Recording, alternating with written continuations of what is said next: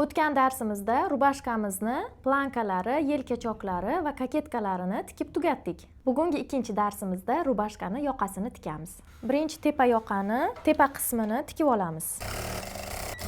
Endi buni chokini bir tomonga yotqizib, ustidan 0,1 tikib chiqamiz. Mana bu yoqani oldi tomoni, bu tomoni esa teskarisi, orqa tomon. Buni dazmollab olamiz. Mana bu o'ngi, bu teskarisi. Mana yon tomonini tikib olamiz, ikkita yon tomonini.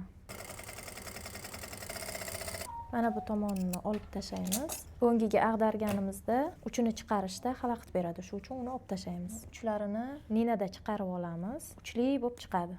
Bu tomonini ham uchini chiqarib olamiz.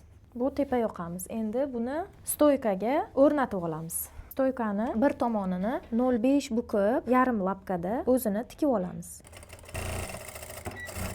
Bu yoqamizni ichki tomoni, bu ustki tomoni bo'ladi. Yoqalarimizni o'rtasiga rasechkalar qo'yib olishimiz kerak. Bular hammasi bir-biriga ustma-ust tushib, yoqamiz bir xilda chiqadi.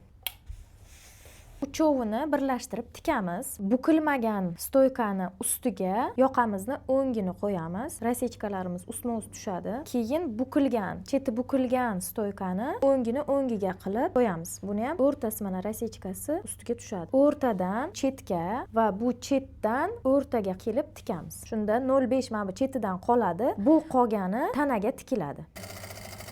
0,5 sm qoladi. Dumalog'ini chiroyli aylantirib tikamiz.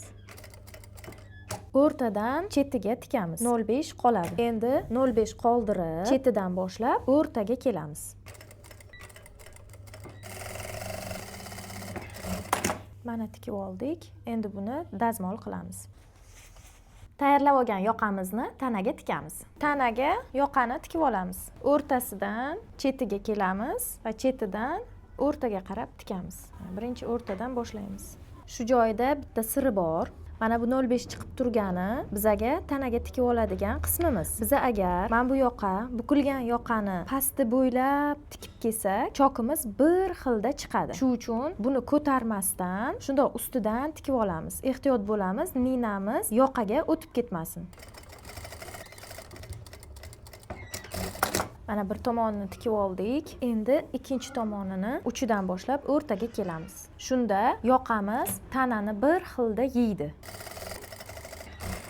Mana tikib oldik. Endi tikkan chokimizni mana bu yoqani tagiga, tepaga qaratib, mana yoqani tagiga kirib ketadi-da hozir bu. Tepaga qaratib dazmol qilamiz. Endi yana mana o'rta rasechkamizdan chokni ichiga qilib, o'rtadan chetga va chetdan o'rtaga kelib tikamiz. Mana bu o'ngi tomonidan ko'rinishi, mana bu ichki tomonidan ko'rinish. Mana yelkalarimiz ham choklari ichida, ichki tomoni ham chiroyli chiqadi. Tepa yoqamiz stoykani yopib turishi kerak. Qoidasi shunaqa bo'ladi. Pastga ham tushib ketmasligi kerak, tepaga ham bunaqa chiqib qolmasligi kerak. Shuni rovna yopib turishi kerak. Tepa yoqa stoykani yoqamiz. Ikkinchi qism tugadi. Rubashka yoqasini tayyorlab olib, tanaga tikishni o'rgandingiz. Keyingi darsimiz yeng haqida bo'ladi.